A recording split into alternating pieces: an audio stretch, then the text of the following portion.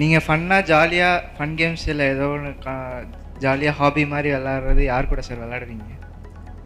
நான் இப்போ விளையாடுறதுக்கு வாய்ப்பு இல்லை, ஆனால் வாய்ப்பு கிடைச்சா விளையாடுவேன், அதில் சந்தேகம் கிடையாது. அது ரொம்ப ஆசை எனக்கு.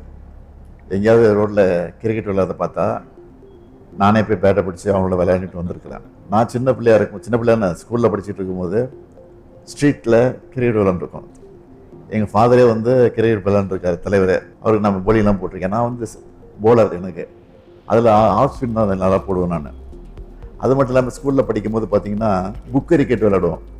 நீங்கள் பார்த்துருப்பீங்க, அந்த புக்கு பேஜ் திருப்பும் போது 6:56 வந்தால் 6 6 4 ஒரு 0 வந்து அவுட்டு.